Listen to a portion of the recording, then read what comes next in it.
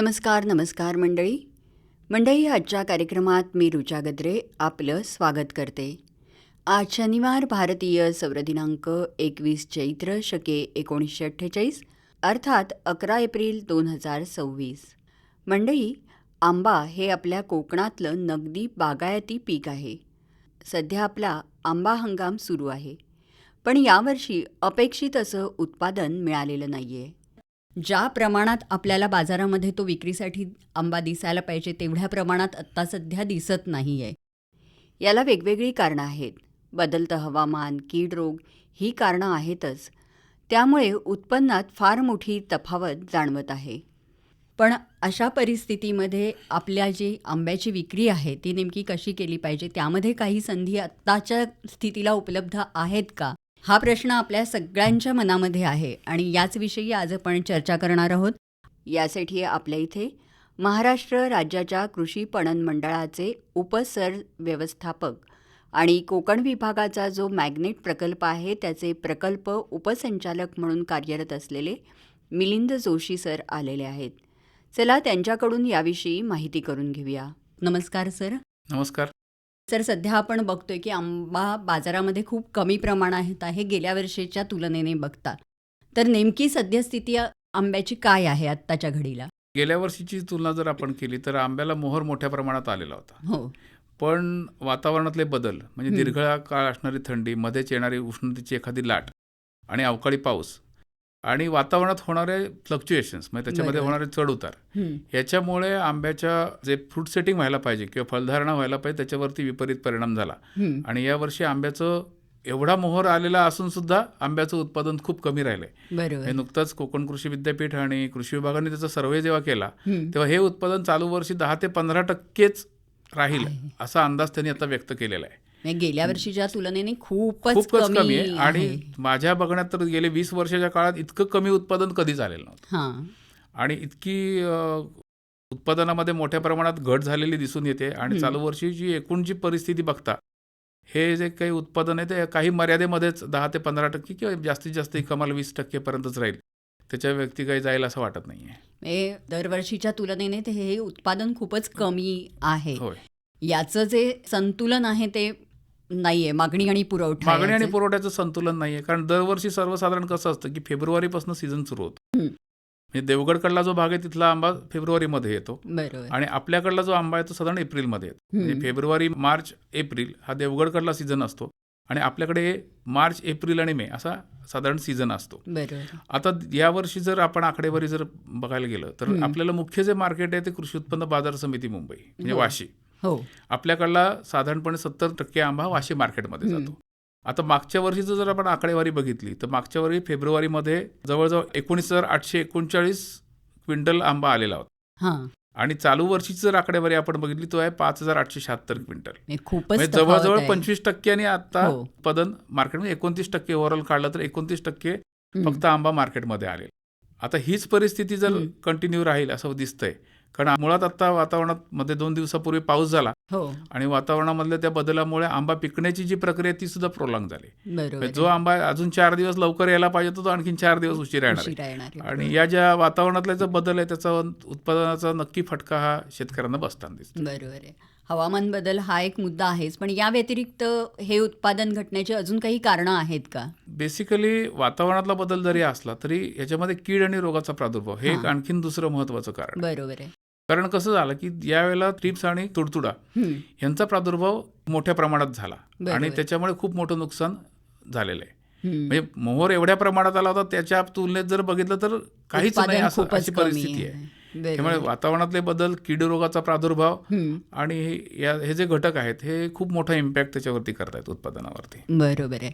शेतकऱ्यांच्या ह्या गोष्टी लक्षात आल्याच नाहीत की एक कीड जाते तर तोपर्यंत दुसरी कीड आलेली होती आणि त्यांनी औषधं फवारली पण त्याच्यासाठी लागणारा कालावधी आणि या सगळ्या गोष्टी विचारात घेतल्या तर तेवढं कंट्रोल त्याच्यावरती झालं नाही. बरोबर. वाढतं तापमान आणि कीड रोग ह्याने हा फटका आपल्याला बसलेला आहे. आता शेतकऱ्याला आर्थिक वृद्धी मिळण्याच्या दृष्टीने काय करता येईल आत्ताच्या घडीला?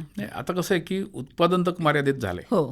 आणि आपण जर बघितलं तर पारंपरिक म्हणजे आजही आपण जर बघितलं खेडेगावामध्ये आपण जर गेलो तर आपल्याला 2 गोष्टी महत्त्वाने जाणवतात. एक म्हणजे आंबा काढल्यानंतर तो याची जी मिठाची जे पिशव्या असतात त्या पिशव्यामध्ये भरला जातो. बरोबर आहे. काढताना तो ओढून काढला जातो. म्हणजे आता कोकण कृषी विद्यापीठात नूतन झेला विकसित केलाय.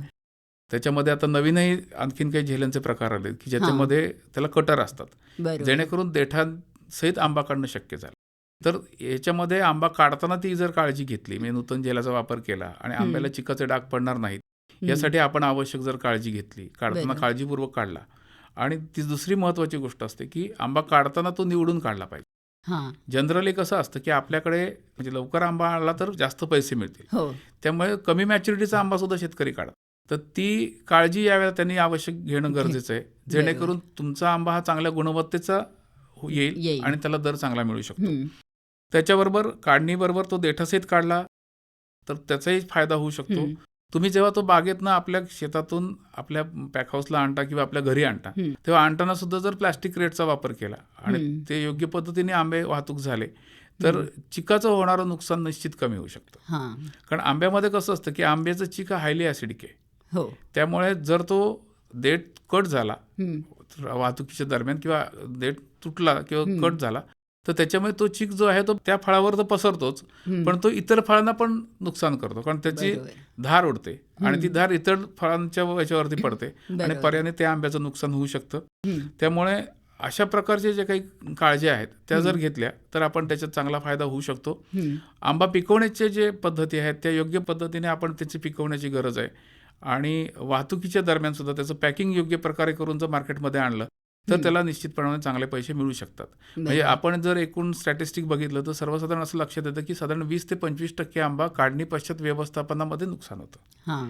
मग हे नुकसान जरी आपण कमी केलं, ठीक आहे, अगदी 25% नाही म्हणलं तर 10% जरी नुकसान वाचवलं तर ते ॲडिशनल इन्कम शेतकऱ्यांना मिळू शकतं. म्हणजे या गोष्टी शेतकऱ्यांनी लक्षात घेतल्या पाहिजेत. काढताना कुठलीही घाई न करणं किंवा काढल्यानंतरची जी त्याची हाताळणी आहे ती योग्य पद्धतीने केली पाहिजे. आता जेव्हा वाहतुकीचा प्रश्न येतो तेव्हा वाहतूक करताना काही काळजी घेतली पाहिजे का? नाही, वाहतूक करताना एक तर लाकडी पेट्यामध्ये आपल्याकडे जी सर्वसाधारण वाहतूक आहे ती लाकडी पेट्यामध्ये करतात आणि आपण पेंढा त्याला कव्हरिंगसाठी वापरतो. आता पूर्वी जर तुम्ही बघितलं की अजूनही काही लोक त्याच्यामध्ये रद्दीचा पेपर वापरतात, तर त्याच्यामध्ये आपण जर थोडी सुधारणा केली, म्हणजे रद्दी पेपर लावण्याऐवजी त्याला जर पांढरा पेपर वापरला, काय होतं की रद्दी पेपरावरती जी शाई असते ती फळाच्या सरफेसवरती येते आणि त्याच्या गुणवत्तेवरती दिसायला थोडं काळपण देईल. त्याच्यामध्ये त्याच्यातले घटक आहेत ते आंब्याच्या फळामध्ये जाऊन मनुष्याला हानी होऊ शकते. या दृष्टीने जर ही आपण काळजी घेतली, म्हणजे आज पेंड्याच्या आत आपण जर अस्तर म्हणून पेपर लावला पांढरा, म्हणजे ज्याच्यावर शाही नाही असा, तर त्याचा निश्चित फायदा हा त्याच्या गुणवत्तेवरती होऊ शकतो. आता नवीन फोल्डेबल क्रेटमध्ये मार्केटमध्ये आलेले आहेत, त्यांचाही वापर करणं आपल्याला शक्य आहे, जेणेकरून त्याची गुणवत्ता चांगल्या प्रकारे राहता येईल. आता नवीन ह्याच्यामध्ये तर त्याच्यामध्ये काही कुशन्स आलेली आहेत. जर कुशन वापरली, कारण कसं असतं की आंब्याच्या पेंढ्यामध्ये मॉइश्चर असतं थोडं, आणि पेंढा हा सगळ्यात त्याच्यामध्ये बुरशी असण्याची शक्यता असते मॉइश्चर असल्यामुळे. मग त्याच्यातनं अँथ्रॅक्नोजचा जो रोग येण्याची शक्यता असते तीही वाढू शकते. तर अशा प्रकारचे जे नवीन फोम आलेले आहेत ते जर वापरले तर वाहतुकी त्याचं नुकसान कमी होऊ शकतं. पण जर काळजी घेतलं तर निश्चितपणे उत्पादनात वाढ होऊ शकते. म्हणजे या गोष्टी लक्षात घेतल्या तर चांगला आर्थिक फायदा यातून होऊ शकतो. आता आपल्याकडच्या हापूस आंब्याला GI मानांकन मिळालेलं आहे, तर त्याचा नेमका उपयोग काय आहे आणि त्याचा नेमका फायदा काय शेतकऱ्यांना किंवा बागायतदारांना होणार आहे? भौगोलिक मानांकन म्हणजे GI. आता कसं असतं की जेव्हा तुम्हाला GI मिळतं तेव्हा तुम्हाला त्याची मालकी प्राप्त होते. आणि आपल्याकडे जे GI मिळालेलं आहे हापूस आंब्या, भारतामध्ये जे काही GI ज्या वेगवेगळ्या गोष्टींना मिळालं आहे त्याच्यामध्ये अशा 2च गोष्टी आहेत. एक म्हणजे बासमती भात आणि दुसरा हापूस आंबा, ज्यांना जेनेरिक GI मिळाले. म्हणजे आता तुम्ही केशरचा विचार केला तर केशरच्या बाबतीत मराठवाडा केशर आहे, गुजरात केशर, ही 2 स्वतंत्र GI आहेत. पण हापूसच्या बाबतीत असं नाहीये. हापूस या शब्दाची मालकी किंवा अल्फान्सो या शब्दाची मालकी आपल्याला GIच्या माध्यमातून मिळालेली आहे. आणि त्याचा मोठा बेनिफिट आपल्याला करून घेता येऊ शकतो. म्हणजे एक तर त्याच्यामध्ये मी सगळ्या शेतकरी बंधूंना आवाहन करेन की तुम्ही आधी GI सर्टिफिकेशन घेऊन टाका. कारण जोपर्यंत तुमच्याकडे कागदोपत्री GI नाही तोपर्यंत तुम्ही हापूस नावाने आंबाच विक्री करू शकत. त्याच्यासाठी आता बरेच वेळा आपल्याकडे आपण म्हणतो की कर्नाटकातला आंबा आला आणि त्याची भेसळ झाली, गुजरातमधनं आंबा आला त्याची भेसळ झाली, केरळमधनं आंबा आला त्याची भेसळ झाली. हे जेव्हा आपण बातम्या वाचतो, आज या GI संस्थांनी स्टिकर विकसित केलेले आहेत आणि त्या स्टिकरचा जर वापर केला तर आपली स्वतंत्र ओळख निर्माण होऊ शकते. म्हणजे भविष्यात जर सगळ्या शेतकऱ्यांनी त्या GIचा वापर सुरू केला, आता ही संधी आहे. कारण दरवेळेला कसं असतं, मोठ्या प्रमाणात आंबा आपल्याकडे उपलब्ध असतो, आपल्याकडे वेळेची मर्यादा असते. यावर्षी ही संधी आहे. यावर्षी तुम्ही त्या स्टिकरचा वापर करून ज्याला स्टिकर आहे GIचा तोच आंबा हापूस असं म्हणून जरी आपण जाहिरात केली तरी त्याचा इम्पॅक्ट हा ग्राहकाला आकर्षित करू शकतो. बरोबर आहे. आणि आता कसं असतं की आपल्याला संधी असतात. म्हणजे करोनाची जी आपत्ती आली, त्या करोनाच्या आपत्तीच्या काळात सुद्धा थेट विक्रीच्या संधी सर्वात जास्त वापरल्या गेल्या होत्या. बरोबर. म्हणजे पणन मंडळाच्या माध्यमातून जवळजवळ 2 लाख पेट्यांचं आम्ही डिस्ट्रीब्युशन केलेलं होतं पणन मंडळाच्या माध्यमातून. तेव्हा आम्ही त्याच्यासाठी बायर सेलर ही तयार केली होती, लिंक तयार केली होती आणि बायर आणि सेलरची माहिती एक्सचेंज करून त्याच्यातनं आम्ही अशा पद्धतीने, तर अशी थेट विक्रीची संधी या अशाच अडचणी येतात त्याच्यातनंच आपल्याला साधता येऊ शकते. अडचणीवर काहीतरी मार्ग, अडचणीवर अशा पद्धतीने जर आपण GIचा वापर प्रभावीपणे करू शकलो तर निश्चितपणाने त्याला मार्केटमध्ये चांगली किंमत मिळू शकते. बरं. आणि त्याचा चांगला उपयोग बागायतदारांना होऊ शकतो. आता विक्रीच्या संधी या संदर्भात तुम्ही काय सांगाल? आता आपण जर विचार केला ओव्हरऑल तर आंब्याचं मार्केटिंगचे 3 टप्पे आहेत. पहिला जो टप्पा आहे तो जो आपण प्रीमियम असतो, तो क्रीम असतो किंवा जे खूप चांगल्या गुणवत्तेचा आंबा असतो तो एक्सपोर्टसाठी वापरला जातो. बरोबर. दुसरा जो आंबा आहे तो देशांतर्गत बाजारपेठेमध्ये सुद्धा खूप मोठी मागणी आंब्याला आहे. म्हणजे आज अशी परिस्थिती आहे की मूळ हापूस आंबा हा आपल्यातल्या महाराष्ट्रातल्या कानाकोपऱ्यात अजून पोहोचलेला नाही. म्हणजे 2 वर्षापूर्वी आम्ही नागपूरला ज्यावेळेला आंबा महोत्सव घेतला त्यावेळेला तिथे आमचा 4 दिवसामध्ये 40 लाखाचा ची विक्री झाली. आणि तिथल्या ग्राहकांच्या प्रतिक्रिया अशा होत्या की आम्ही हा हापूस बघितलेलाच नाही, आम्ही आंबा जो हापूस म्हणून खातो तो वेगळा असतो. बरोबर. म्हणजे त्यांना इकडच्या हापूसची चवच माहित नाही. आणि जो मार्केटमध्ये आंबा येतो तो हापूस अशाच पद्धतीने तिथे विकला जातो. म्हणजे महाराष्ट्रातल्या कानाकोपऱ्यात जरी आपण पोहोचू शकलो तरी खूप मोठं आपल्याला पोटेन्शियल उपलब्ध होऊ शकतं. खरंय. आणि दरही चांगला मिळतो. आणि तिसरा जो प्रकार आहे त्याच्यामधला तो म्हणजे प्रक्रियेसाठी आंब्याची विक्री. आता कसं असतं की आपल्याकडे सगळे जे विक्रीचे जे आहेत ते प्रत्येकाचे स्वतःचे त्यांनी स्रोत निर्माण केलेले आहेत. आता याच्यामध्ये थोडंसं नवीन जे आपलं शासनाचं धोरण आलंय त्याचाही आपण वापर करायला पाहिजे. म्हणजे आता शेतकरी उत्पादक कंपन्या स्थापन करण्याचा शासनाचा उद्देश मूळ हाच आहे. बरोबर. कारण आता कसं आहे की वैयक्तिक शेतकऱ्याकडनं जेव्हा खरेदी करायचं असते तेव्हा त्यांची अडचण काय येते की बाबा मी चांगल्या गुणवत्तेचा आंबा एक्सपोर्टरला दिला तर उरलेला जो आंबा आहे तो जर त्यांनी वाशी मार्केटला पाठवला तर त्याला रेट कमी मिळतो. मग याच्यामध्ये संकल्पना शेतकरी उत्पादक कंपन्या करण्याची हीच आहे की सगळ्या शेतकऱ्यांचा आंबा एकत्र येईल. बरोबर. त्याच्यामधला जो क्रीम आहे तो तुम्ही एक्सपोर्टला वापरू शकता. देशांतर्गत बाजारपेठामध्ये खूप मोठ्या संधी आहेत. त्या देशांतर्गत बाजारपेठेमध्ये त्यांचा जो 2 नंबरची जी ग्रेड आहे ती देशांतर्गत बाजारपेठेमध्ये ते थेट विक्री करू शकतात आणि उर्वरित जो आंबा आहे तो कॅनिंगसाठी वापरता येऊ शकतो. बरोबर. म्हणजे आपल्याकडे गावागावात विविध कार्यकारी सहकारी सोसायटी असतात, ह्यांच्या माध्यमातून सुद्धा आपण खूप चांगलं काम करू शकतो. आपल्याकडे तयारी संस्था आहे, गेले 2 वर्ष त्यांनी एका प्रक्रिया उद्योजकाबरोबर टायअप केलाय आणि तो 30 ते 50 लाखाचा आंबा दरवर्षी ते त्यांना विकतात. बरोबर.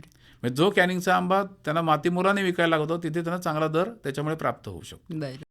आता उत्पादक ते ग्राहक थेट विक्री हा एक उपक्रम महाराष्ट्र राज्य कृषी पणन मंडळामार्फत राबवला जातो. त्याच्यामध्ये आम्ही सुरुवातीला काही छोटे छोटे महोत्सवच आयोजित करत होतो. पण ग्राहकाची मागणी लक्षात घेऊन पुण्याला आम्ही 2 महिन्याचा आंबा महोत्सव घेतो ज्याच्यामध्ये 60 स्टॉल असतात आणि तिथून आपला जवळजवळ टर्नओव्हर जो आहे तो आंब्याचा साधारण 10 ते 15 कोटीपर्यंत आहे. खूप मोठा आहे. त्याच्याबरोबर आम्ही छोटे छोटे आंबा महोत्सव 4 दिवसाचे, कारण कसं आहे त्याच्यात 2 प्रकार आहेत. काही शेतकरी कायम जाऊन बसू नाही शकत, त्यांच्याकडे मनुष्यबळ नाही आहे, मग त्यांनाही विक्रीची संधी व्हावी. आता कोल्हापूरला आपला 10 ते 14 एप्रिल कोल्हापूरमध्ये आहे, 15 ते 18 मे मध्ये आपला नागपूरमध्ये. आम्ही वेगवेगळ्या ठिकाणी पण असे छोटे छोटे महोत्सव घेत असतो. या महोत्सवांच्या माध्यमातून 2 फायदे होऊ शकतात. एक तर शेतकऱ्याला चांगला दर मिळतो. बरोबर. कारण शेतकरी म्हणतात की मार्केटमध्ये आंबा पाठवल्यावर आम्हाला दर कमी मिळतो, मग त्याला ही छोटा जो उद्योजक आहे त्याला ही संधी चांगली उपलब्ध होऊ शकते आणि ग्राहकाला पण चांगल्या गुणवत्तेचा माल उपलब्ध होऊ शकतो. बरोबर. त्याच्यामुळे आता या 3ही संधी आपल्याकडे उपलब्ध आहेत. तुम्हाला एक्सपोर्टसाठी करायचं असेल तर एक्सपोर्टला सुद्धा खूप पोटेन्शियल आहे. यंदा आंब्याची आवक कमी राहणार आहे, पर्यायाने त्याचा दर चांगला मिळण्यासाठी पण फायदा होऊ शकतो. तरी सुद्धा शेतकऱ्यांनी विशेष काळजी घ्यायला पाहिजे की ज्यावेळेला बाजारात मोठ्या प्रमाणात आवक होईल तेव्हा दर कोसळू नये यासाठी त्यांनी आवश्यक काळजी घ्यायची गरज आहे. कोणती काळजी घेतली पाहिजे? त्यांनी थेट विक्रीची संधी आपल्याला निर्माण झाल्या आहेत त्याचा हां. फायदा घेतला पाहिजे, बरोबर. जेणेकरून तिथली आवक आपल्याला जर कमी करू शकलो तर खूप मोठ्या संधी आपल्याला मिळू शकतात. तर सध्याचं युग हे डिजिटलचं आहे, तर डिजिटल मार्केटिंग याचा काही यामध्ये फायदा होऊ शकतो का विक्रीच्या संदर्भात? डिजिटल मार्केट म्हणजे आता जर बघितलं आपण व्हॉट्सअपच्या माध्यमातून, काही लोकांनी फेसबुकच्या माध्यमातून हो. मोठ्या प्रमाणात विक्री सुरू केलेल्या आहेत. हं. म्हणजे याचे काही प्रयोग आम्ही यापूर्वीही केलेले आहेत. हां. आम्ही वेबसाईटवरती खरेदीदार आणि विक्रेता हं. यांची लिंक आपण तयार केली होती. अरे हे कोरोना काळात आम्ही प्राधान्याने त्या लिंकचा वापर केला हां. आणि उत्पादक आणि ग्राहक यांचे थेट कॉन्ट्रॅक्ट त्याच्यामुळे निर्माण झाले. बरोबर. आम्ही वेगवेगळ्या ठिकाणी बायर सेलर मीट पण घेतो, म्हणजे ते रत्नागिरीला घेतो, मुंबईमध्ये घेतो हं. आणि बायर्सना आम्ही बोलावतो आणि त्यांची समक्ष एकमेकांशी चर्चा घडवून आणतो, त्याच्यातनंही कॉन्ट्रॅक्ट निर्माण होतात. बरोबर. त्यामुळे अशाही डिजिटल याचाही खूप मोठा प्लॅटफॉर्मचाही आपल्याला चांगल्या प्रकारे वापर करता येऊ शकतो. इव्हन व्हॉट्सअपच्या माध्यमातून आता कसं झालंय की सगळ्यांना व्हॉट्सअप तर इझी झालंय, हो, बऱ्याच त्याच्यामुळे सगळ्यांनाच ते वापरता इझी येतंय. ॲक्सेसेबल पण आहे नक्कीच. आणि त्याच्या माध्यमातून पण जाहिरात होऊ शकते, त्याच्या माध्यमातून आपण अनेक लोकांपर्यंत पोहोचू पोहोचू शकतो शकतो. खरं आहे. आणि चांगल्या आंबा विक्रीची संधी आपण कॅप्चर करू. सर, आपण देशांतर्गत विक्री तर करतोच, पण जेव्हा परदेशात निर्यात करायची असते तर त्यासाठी प्रक्रिया नेमकी कशी असते? निर्यात हा सुद्धा एक अतिशय चांगला कंपोनंट आहे. हं. म्हणजे एक तर निर्यातीमध्ये आपल्याला आंब्याला किंमत चांगली मिळते. बरोबर. म्हणजे जर अमेरिकेचा विचार केला तर अमेरिकेमध्ये जो आंबा पाठवला जातो 1 डझनचा बॉक्स असतो हं. आणि त्याचं साधारणपणे $25 त्याचं प्राइसिंग होतं. 3,500 ते 4,000 रुपये आपल्याला 1 डझनला मिळतात. मिळतात. बरोबर आहे. आणि त्याच्यासाठी जो खर्च जर काढला तर तो साधारण 2,000-1,000च्या आसपास येतो. हं. म्हणजे त्याच्यात मार्जिन खूप चांगलं आहे. बरोबर. फक्त त्याच्यामध्ये कसं असतं की निर्यातीमध्ये आपण कोणत्या देशाला निर्यात करतोय हं. याच्यावरती त्याच्या प्रक्रिया अवलंबून असतात. हां. म्हणजे आता कॅनडासारखा देश आहे, सिंगापूरसारखा देश आहे, हं. याला जसं आपण आपले ते साधे बॉक्स आपण पॅक करून देशांतर्गत बाजारपेठेत पाठवतो, तशाच पद्धतीचं पॅकिंग करून आपल्याला त्या बाजारपेठामध्ये पाठवता येतं. हां. म्हणजे सगळ्यात सोपी सोपी मार्केट जर पद्धत कुठलं आहे तर तिथे ते आहे. हो. त्याच्यानंतर इंग्लंडचा आपण जर विचार केला हं. तर इंग्लंडला आपेडा प्रमाणित जी पॅक हाऊस आहे त्याच्यातनं आपल्याला प्रक्रिया करून पाठवावं लागतो. हां. त्याच्यासाठी स्वतंत्र प्रक्रिया कुठल्याही नाही आहेत. हं. आपण जे काही आंबा धुतो, त्याच्यानंतर त्याचं प्रतवारी करतो, हं. त्याच्यानंतर त्याचं पिकवण्याची प्रक्रिया करतो, या सगळ्या प्रक्रिया आपण ज्या पद्धतीने करू तशाच पद्धतीने करायच्यात. फक्त आपल्या घराच्या परिसरात किंवा आपल्या पॅकहाऊसमध्ये न करता आपेडामार्फत जे प्रमाणित पॅकहाऊस आहे तिथे ती प्रक्रिया आपल्याला करावी लागते. बरोबर. त्यामुळे इंग्लंडसारख्या देशामध्ये सुद्धा खूप मोठ्या संधी आहेत. म्हणजे इंग्लंडमध्ये सुद्धा आत्ता जर विचार केला तर जवळजवळ 3,500च्या आसपास त्या आंब्याचा दर मिळतो हां. आणि प्रक्रिया तर विशेष नाही आहेत आणि त्यामुळे त्याचा खर्चही कमी असतो. हं. त्याच्यानंतर आपण जर युरोपीय देश बघितले, हं. युरोपीय देशांच्या बरोबर रशिया हा एक नवीन देश आहे जो आपला मित्र राष्ट्र आहे. बरोबर. तर या देशांना जर निर्यात करायची असेल तर उष्णजल प्रक्रिया करून आपण ते करू शकतो हां. आणि उष्णजल प्रक्रिया करून आपल्याला ते आंबा त्यांना पाठवावा लागतो. बरोबर. त्याच्यानंतर आपण अमेरिका, ऑस्ट्रेलिया आणि मॉरिशस या 3 देशांचा विचार केला तर या 3 देशामध्ये आपल्याला प्राथमिक प्रक्रिया आपेडा प्रमाणित पॅकहाऊसमध्ये करावी लागते हं. आणि त्याच्यानंतर विकिरण नावाची प्रक्रिया असते. हं. म्हणजे आंब्यामध्ये स्टोन वेबिल ज्याला म्हणतात किंवा बाठीतलं जी कोयकिडा म्हणतात, हां. तर त्या कोयकिडेचं नायनाट करण्यासाठी ही प्रक्रिया केली जाते. बरं. याच्यामध्ये फक्त रेस पास केले जातात कोबाल्ट 60चे हं. आणि त्याचा जो डोस आहे तो 400 ते 1,000 ग्रेपर्यंत ठेवला जातो हं. आणि तो आंबा प्रक्रिया केल्यानंतर या देशांना आपल्याला पाठवता येतो. हं. आता अमेरिकेच्या बाबतीत अमेरिकेचे इन्स्पेक्टर पॅकहाऊसमध्ये आलेला असतात. हां. आता आंबा निर्यात करण्यासाठी आवश्यक आपल्या सगळ्या प्रक्रिया आपण विमानतळाच्या दृष्टीने आणि समुद्रमार्गाने पाठवायच्या दृष्टीने वाशी या ठिकाणी केलेले आहेत. हां.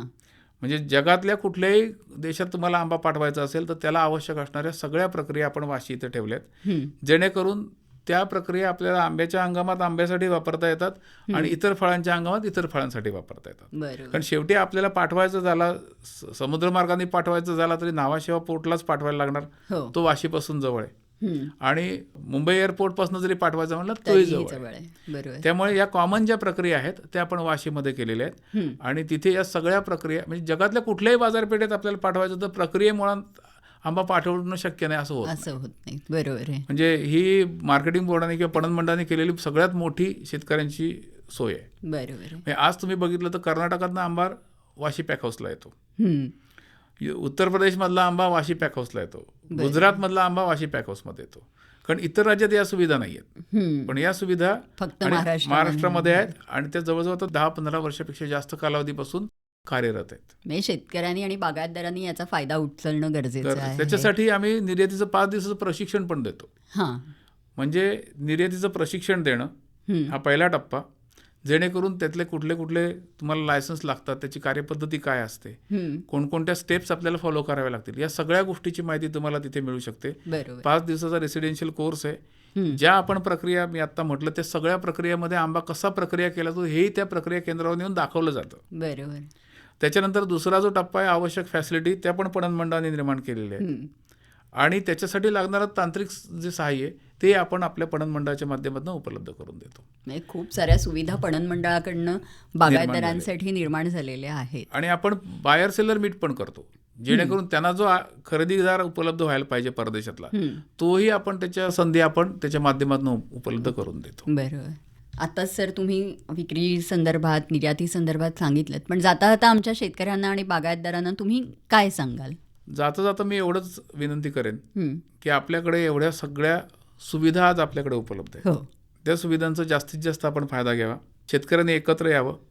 त्यांनी आपले आंबा एकत्र करून निर्यात योग्य आंबा निर्यातीसाठी, देशांतर्गत बाजारपेठेसाठी आणि प्रक्रियेसाठी अशा पद्धतीने, कारण कसं असतं की जेव्हा तुमच्याकडे क्वांटम असतो तेव्हा तुम्ही किमतीसाठी डिमांड करू शकता. बरोबर आहे. आणि आज आपल्याला खूप मोठं मार्केट उपलब्ध आहे, पण आपण पोहोचत नाही, हीच त्याच्यातली अडचण आहे. बरोबर. तर आता मध्य प्रदेशमध्ये सुद्धा खूप हापूस आंब्याला खूप मागणी आहे. मध्य प्रदेशमध्ये पण आंबा महोत्सव होतो, महाराष्ट्र मंडळ करतं. त्यांना आम्ही शेतकऱ्यांचं सपोर्ट तिथनं करून देतो. म्हणजे अशा खूप मोठ्या संधी आपण महाराष्ट्रात बरोबर आपल्या इतर राज्यातल्या बाजारपेठा पण आपण काबीज करू शकतो. तर त्याचा निश्चितपणाने शेतकऱ्यांनी फायदा घ्यावा आणि थेट विक्रीच्या जर संधी आपण निर्माण झाल्या तर त्या आपण जर आत्मसात केल्या तर त्याचा जास्त फायदा शेतकऱ्याला होईल. नक्कीच. तर श्रोते हो, आत्ताच सरांनी आंबा विक्री व्यवस्थापनातल्या ज्या काही संधी आहेत त्याविषयी तुम्हाला खरोखरच खूप सविस्तर अशी माहिती दिलेली आहे. तर याचा नक्की तुम्ही विचार करा आणि प्रत्यक्षात त्या आणण्याचा देखील प्रयत्न करा. सर, तुम्ही इथे आलात आणि याविषयी खूप चांगली माहिती दिलीत, त्याबद्दल आकाशवाणीच्या वतीने आणि आमच्या श्रोत्यांच्या वतीने मी आपले आभार मानते. नमस्कार. धन्यवाद. आंबा विक्री व्यवस्थापन संधी याविषयी मिलिंद जोशी यांची ऋचा गद्रे यांनी घेतलेली मुलाखत आत्ताच आपण ऐकली. जसं आंबा उत्पादन घटण्याचं हवामान बदल हे एक कारण आहे ना मंडळी, तसंच त्यावर येणारे रोग देखील एक महत्त्वाचं कारण आहे. तेव्हा आंबा फळावरील रोग आणि त्यांचं व्यवस्थापन याविषयी डॉक्टर पुष्पा पाटील यांची गायत्री भरणकर यांनी घेतलेली मुलाखत आपण ऐकणार आहात आमच्या मंगळवार दिनांक 14 एप्रिलच्या आमचं घर आमचं शेत या कार्यक्रमात. मंडळी, आता कार्यक्रमातून निरोप घेण्याची वेळ झाली, तेव्हा आजच्या कार्यक्रमातून मी ऋचा गद्रे आपला निरोप घेते. पण पुन्हा भेट आहेच, तोपर्यंत नमस्कार.